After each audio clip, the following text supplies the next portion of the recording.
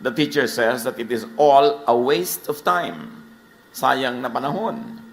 Do people really gain anything from all the hard work that they do in this life? Sayang na pagpapagod. Maiksi ang buhay. Dapat walang sinasayang na oras at pagod. Ito ang mga katuruan ng mga ngaral, ang anak ni David na hari ng Israel.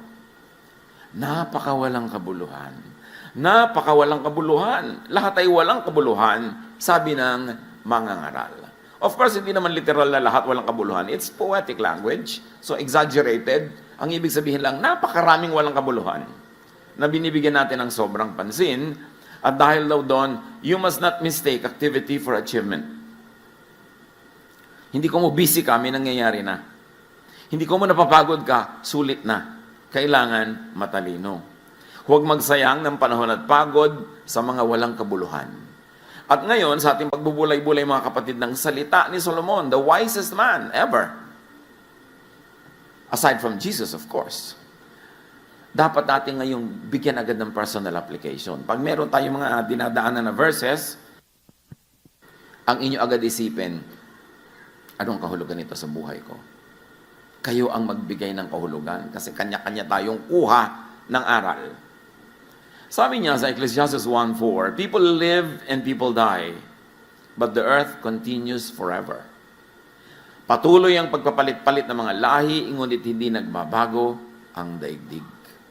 In other words, we do not own the land owns us.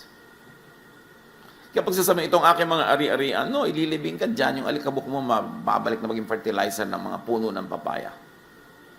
So, we do not own the land. So, anong pag-aaksaya doon? Huwag magsayang ng panahon at pagod sa pagmamayari, sa pagngangamkam. Huwag mag-aaksaya ng mga relasyon, pagmamahalan, pag-iibigan ng mga magkakapatid, magkakamag-anak, magkakaibigan dahil sa lupa. O dahil sa mga katumbas ng lupa ngayon, capital, dahil sa pera, kasi hindi natin talaga yan madadala. Ang kailangan mo lang na lupa, siguro 1 meter by 2, kung ililibing kang ganyan. Kung gagawin kang alabok, ang kailangan mo lang talaga isang Tupperware. So bakit mo sisirain ang relasyon mo sa mga kamag-anak mo dahil sa lupa? Bakit ka makikipag-away dahil sa lupa? Para maging sayo? It can never be yours. You are the lands. Kaya, yan ang pag-aaksaya. Pero mo magkakagalit yung magkakapatid dahil sa lupa. Yan ang sayang na pagod. Sayang na panahon. Ang saya-saya nyo nung mga bata pa kayo, naglalaro kayo, nanguhuli kayo ng gagamba, nag-aagawan kayo ng lastiko, mga kahan ng sigarilyo, tinetext-text nyo na ganyan. Pagkatapos, nagkaroon kayo ng asa-asawa na susul-sul-sul sa inyo. Mag-aaway-away kayong magkakapatid. Sayang. Sayang ang panahon pinagsamahan. Dapat hindi sasayangin. Ecclesiastes 1:5-7. Ang araw ay patuloy sa pagsikat at patuloy sa paglubog. Pabalik-balik lang sa pinanggalingan. Ang hangin ay umiihi patungong timog, patingong hilaga, buong araw na paikot-ikot. Lahat ng tubig ay umuuwi sa dagat, ngunit hindi ito napupuno. Ang tubig ay bumabalik sa batis na pinagmulan upang baling umagos patungong karagatan. Everything is in cycles. Paulit-ulit lang. People enter the cycle at some point and exit at some point. Para bang sumasakay tayo sa Ferris wheel. At kung umabot kayo sa Ferris wheel, alam nyo na yon. Hindi na yata alam ng mga bata kayo ng Ferris wheel. Unless yung malalaking sobrang lalaki. Umiikot yan, sasakay ka, bababa ka kung saan ka rin sumakay at tuloy wala ka narating. Ang na-achieve mo, nahilo ka. May nakita pa ako nun sa Pasay na lagot yung mga kuryente, ang buong Ferris wheel, talo na ng mga laman. Ang tanong, ba't ka sakay ng sakay sa Ferris wheel? Nahuhumpak yung tiyan mo pagpababa. At magbabayad ka pa. Alam niyo ba maraming tao ang buhay nila parang sumasakay sa Ferris wheel? Ikot ng ikot, wala naman nararating. Nag, wala naman na-achieve. Yun at yun din. Kaya sayang. Pero kung sasakay ka rin lang, make the most of your segment. Hindi lahat ng sumasakay sa Ferris wheel bumababa where they come from. Yung iba bumababa na dito sa gitna, nahuhulog na sila. Like you don't always complete 60, 70, 80 years of life. Merong 10 lang, bababa na, may 15. So kung ano man ang na-assign sa'yo na haba, sulitin mo yun. Ibig sabihin, huwag ka magsasayang ng pagod at oras sa mga walang katuturang bagay. Sayang yung segment mo. Sayang yung ride. So every segment should count. Huwag magsayang ng panahon at paikot-ikot lamang na walang nararating. Sa buhay natin kumisang, ganun din tayo eh. Paikot-ikot, papalit-palit, pero yun at yun din lang. Kayo na mag-interpret kung ano yun sa inyong mga buhay. Kasi kanya-kanya yan ang kahulugan sa ating mga buhay. Ecclesiastes 1:8, words cannot fully explain things, but people continue speaking. Words come again and again to our ears, but our ears don't become full. And our eyes don't become full of what we see. So Solomon observes, we are never full. Kaya huwag na lang magsayang ng pagod at panahon sa pagpupuno ng hindi naman talaga mapupuno. Yung mahilig sa sapatos, kahit sandamukal na sapatos na yan, hindi pa rin kayo mapupuno. So tama na yung 5. Yung mahilig sa bag, kahit na mabili nyo ang lahat ng bag sa mundo, hindi pa rin kayo sasaya kasi yun ang hilig nyo eh. So tama na yung konti. Mami, bakit wala na po ito? Maulam ko, di malabdaw na miswa. Bumili ako ng Birken, anak. So mga 5 taon tayo magmimiswa. Kung minsan you sacrifice so much for something, that's not really worth it. Bakit sinasabi ni Solomon? Kasi bulag tayo sa mga bagay na gusto natin. Kung anong hilig mo, bulag ka dyan. Kaya dapat tapunan ng liwanag ng wisdom ni Solomon, sabing, sayang ang lahat ng ginagawa mo. Sayang ang binibili mo. Lalo pa nga kung malaki ang ibinabayad mo dyan. In terms of money, in terms of human relations, in terms of emotion, sayang. Because we are never really full anyway, so makontento ka ng hindi full. Yung mga naghahanap ng pag-ibig, to fill them, to complete them, wala nun. Hanggang tumanda ka na at gumagapag patungong libingan, naghahanap ka pa rin ng ko-complete sa iyo. So kung ano ka na yan, magsaya ka na. Huwag mo nang hanapin pa lahat ng kulang, enjoyin mo na yan kahit kulang. Para hindi masayang ang oras mo kahahanap. Kako-collect. Ecclesiastes 1:9-10. Ang naganap nun, ay nangyayari rin ngayon. Ang mga nagawa nun ay magagawa rin ngayon. Walang bagong pangyayari sa mundong ito. Ang sabi ng iba, halika kayo, ito'y bago. Ngunit naganap na yan nung di pa tayo tao. Ang naiiba-iba lang yung physical aspect of things. Yung method, yung tools, but the essence is the same. Kahit anong makinarya pa ang sabihin mong bagong imbento, walang nangyaring bago. Ang totoo, ganun lang yun. Ang tao naghahanap ng ginhawa, noon hanggang ngayon. So ano man yun, kaya automatic, kaya ano, ginhawa yun, pareho lang ang paghahanap.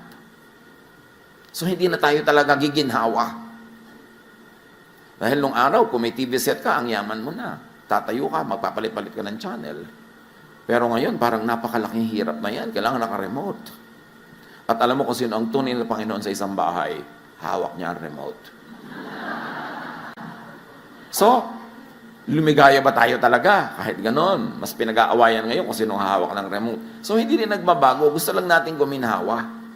Pero, makontento ka na kung hindi ka rin kompleto maginhawa kasi hindi ka talaga kompletong giginhawa. Dahil sabi ni Solomon, we are never full. Dati, Daddy, mag-abroad ka naman, mga 5 taon lang para makabayad tayo ng utang, makaganito, gano'n. Mamaya, 5 taon, Daddy, mga 50 years pa. Dahil hindi na matatapos ang gastos. Habang lumalaki ang kita, lalaki ang gastos, dumadami ang humihingi, hindi rin kompleto yan kahit kailan. Hindi ka rin luluwag. Kaya yung mga nagsasabing bigyan natin ng nanay pag maluwag tayo, nako, palayok na lang maibibigay nyo para sa kanyang abo. Kasi hindi na kayo luluwag. Dapat isama na sa budget si nanay kahit masikip. Kahit kulang, hindi darating yung fantasy na maluwag kayo to be able to give. Because we are never full. So ang naganap daw yung nangyari na. Paulit-ulit lang. So do not reinvent the wheel. Just enjoy the ride. Whatever that means in your life. Ecclesiastes 1:11, hindi na maaalala ang mga nauna. At ang mga nangyayari ngayon ay malilimutan din sa hinaharap. Marami mga tao, pilit sila nagtatayo ng legacy. Legacy. Walang legacy. Yung mga pharaoh nga na nagtayo ng mga pyramid after 5,000 years, natatandaan pa ba natin sila? Generic na lang, lahat pharaoh. Tapos. Konting-konti yung natatandaan, katulad ni Jose Rizal. At dahil lang nasa batas natin na pag-aralan ng Rizal course. So huwag ka na magpagod para matandaan. Sabi, alam mo, malilimot din ako. Talaga malilimutan ka. Bakit natatandaan mo ba ang lola mo? Ika-5th generation? Wala din naman, di ba? So huwag ka na magpagod na matandaan. Enjoyin mo na lang ang buhay mo. Yung kahit minsan, tinamahan ka ng araw, nakakita ka ng bituin ng araw, at pag tinawag ka ng Diyos, present. Pag nag-roll call, tapos, move on. Kasi hindi na babalik ang buhay na ito. So, dapat huwag mong sayangin sa mga kung ano-anong di mo naman kailangan. So, huwag na kayo mag-legacy dyan. Gumawa na lang kayo ng tama. Minimize pain, maximize pleasure, do the most good. At sumakabilang buhay ka, pag tinawag ka na, para doon ka naman. Every generational batch grapples with life as if it were new and unknown. And it begins as new for every batch. Kaya kahit anong payo bigay mo sa mga bata, ayaw makinig. Di ba? Kasi, uulitin nila yung mga pagkakamaling nagawa mo noon. Uulitin nila ang lahat. Kasi bawat isa may kanya-kanyang cycle ng buhay. Hindi mo pwedeng i-accept yung next generation sa lahat ng naging mali mo. Dahil ano na magiging buhay nila? Perfect. Kasi wala, ba't ang mga bata hindi nakikinig? Meron talagang dapat pakinggan. Pero dapat din nating tanggapin na built-in siguro yun para madiscover nila ang buhay for themselves, for them to learn from their own mistakes, like what we did, because we cannot exempt them from all the mistakes we made, because we should not exempt them from all the aspects of life. Kaya huwag tayong mabigo, magturo tayo na magturo, and pray that they will listen, at mga bata, makinig hanggang kaya nyo, pero huwag na nating saktan natin makalooban pag hindi tayo laging pinapakinggan. Kasi didiscoveryhin nila ang buhay on their own. That's part of living. Ecclesiastes 1:12-15, patuloy ni Solomon, ako, ang mangangaral, ay naging hari ng Israel. Siniyasat ko at pinag-aralang mabuti ang lahat ng bagay sa mundong ito. At nakita kong ang tao'y itinalaga ng Diyos sa matinding paghihirap. Nakita ko ang lahat ng gawa ng tao sa mundong ito ay walang kabuluhan. Ito'y tulad lang ng paghabol sa hangin. Hindi na maitutuwid ang baluktot at hindi na maibibilang ang wala. So to be happy in life, to be happier in life, to not waste time and energy, huwag niyong bilangin ng wala. Yung wala, di wala. Adjust. Lahat naman tayo, di ba, may mga mahal sa buhay na nauunang sumasakabilang buhay. Adjust. Kasi kung gusto ng Diyos na sabay-sabay yung kunin, hindi naman mahirap gawin yun. Natira ka pa kasi hindi mo pa time. So, live your life. Huwag kang mabuhay sa guni-guni, sa ala-ala nung wala. Ang kailangan, bilangin mo yung nandyan. Para hindi dumami ang iyong mga lungkot. Sabi ko noon, hindi na maitutuwid ang baluktot. Ibig sabihin, what is crooked cannot be straightened out. So baka naman pagod na kayo ng katutuwid sa isang taong talagang baluktot. Mamaluktot na rin kayo para makasabay niya pamisa-misan. Hindi nyo maituwid siya, kaya nyo naman siguro mamaluktot, mag-adjust sa kanya, para lang mag-enjoy kayo sa buhay. Maraming magulang nagtatakwil pa ng anak na hindi niya maituwid ayon sa direksyon na gusto niya. Maraming mga naghihiwalay dahil hindi nila mapasunod sa gusto nila. Bakit din na lang natin tanggapin ang isa't isa, mahalin ang isa't isa, maximize the enjoyment that we have together, and in areas where you really cannot agree, well, create your own circles outside of that circle of that person, and then let other parts of your other circles intersect. Hindi naman talaga pwedeng mag-agree ka with one person completely, kahit asawa mo, kahit magulang mo, kahit anak mo. Ba't din na lang natin tanggapin? Ganun talaga, iba-iba. Lalo kung ang gusto niyong palitan sa tao, genetic, nakatakda na, hindi pa siya ipinaglilihi, yun na siya, mapapagod lang kayo. So sabi niya, hindi na maitutuwid ang baluktot. Huwag ka na magpagod. At hindi na mabibilang ang wala. Because we who have found it, who have found spirituality, always like to convert everybody to our point of view. And sometimes to our very narrow and limited points of view. Kaya tuloy nagiging mahirap tayong kasama, mahirap tayong pakisamahan, lalo pag kumikitid ang ating utak dahil sa mga theology. Kailangan lawakan mo ang iyong utak.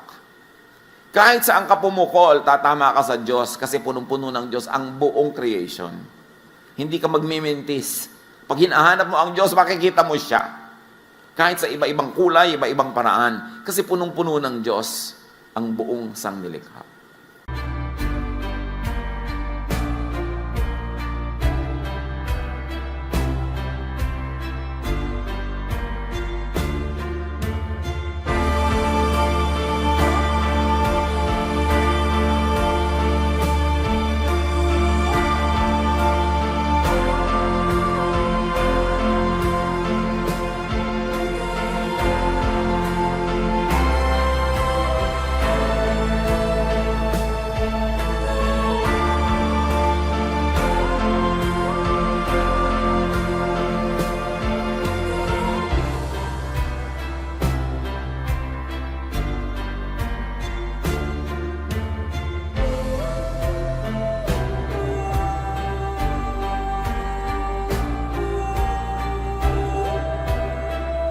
So many things are not worth doing.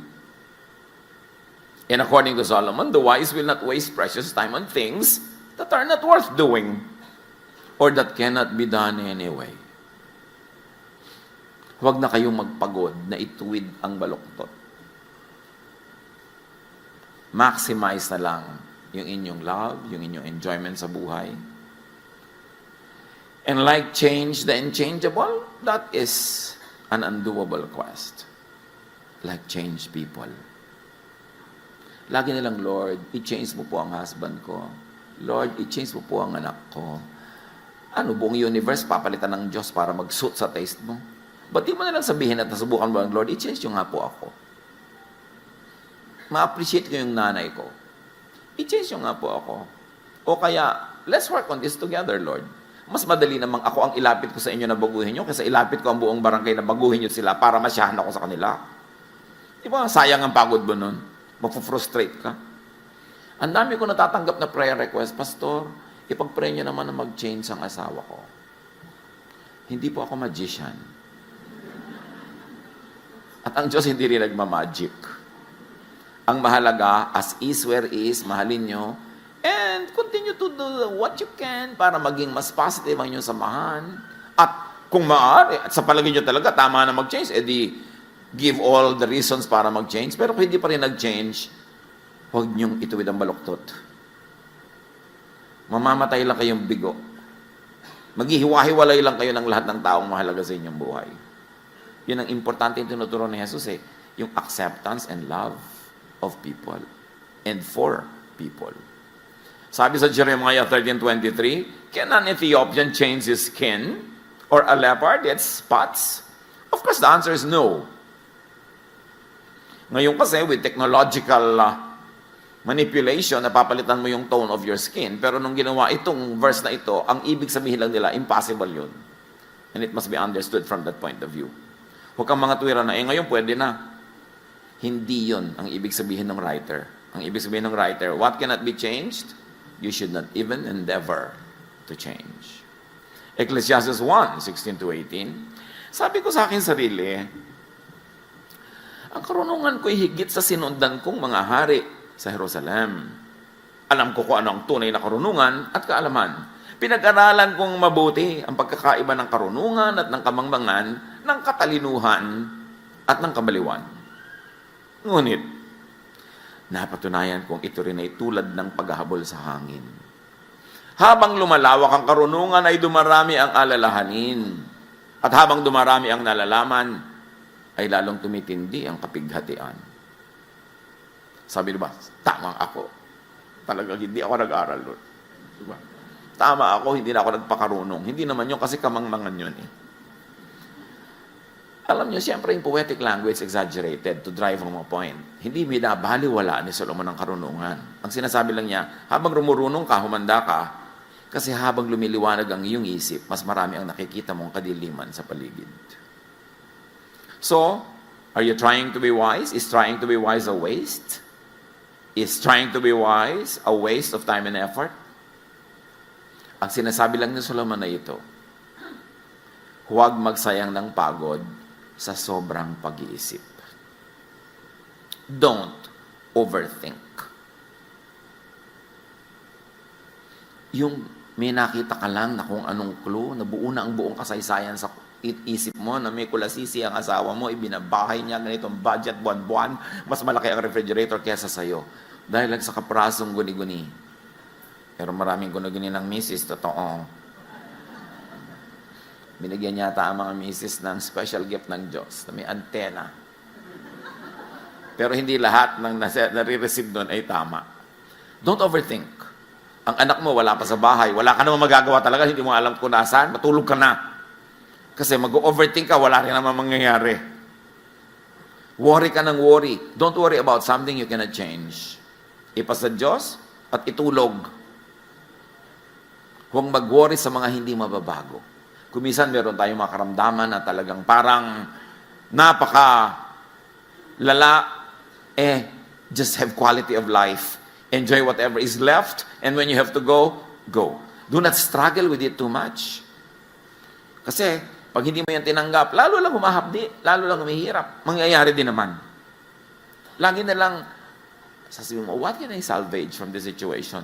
How can I make this thing better at the moment, given my limits and given the potentials that I have in my hands? So, huwag magpagod sa sobrang pag-iisip. Lalo, Pastor, ano po kaya ikakagunaw ng mundo? Yelo, tubig, apoy? Alam mo, bakit mo pinoproblema yan? May pambayad ka na ba sa ilaw next month? Wala po. Yun ang isipin mo, anak. Magtinda ka ng banana cue dyan para may pambayad ka. Kung paano magugunaw ang mundo, problema yan na yung Diyos. Paano po kaya ako mamamatay? Kasi ayoko pong mamatay ng walang makeup. May nagsasabi talaga nun, itattoo mo na ang makeup mo sa mukha, ha? Para saan ka man abutin, may kilay ka na. Mga bagay na hindi kailangan. Magpapakasal, Pastor, magiging tapat po kaya sa akin ito buong buhay. 1 week siguro, baka pwede kong sabihin, pero beyond that, malay ko ba? Malay natin sa buhay. So, yun yung problemahin. Itong ibig ko sabihin mga kapatid na kayo ang mag-apply sa buhay nyo ng mga messages na ito. Kasi kayo lang ang may ganong kaliwanagan to connect the dots. Manuri, makiramdam, ano-ano ang pagsasayang nyo ng panahon at pagod na hindi naman dapat. Panginoon, turuan nyo po kami na i-apply ang karunungan ni Solomon sa pang-araw-araw naming buhay. Kayo ang magbigay sa amin ng liwanag ng pag-iisip para makapamili kami kung anong bibigyan ng panahon at pagod at kung ano yung isa sa isang tabi. Pagbulay-bulayin natin mga kapatid, huwag niyong madaliin, pag-isipan, and listen to the voice of the Spirit that is now guiding you to make very practical applications in your own private life.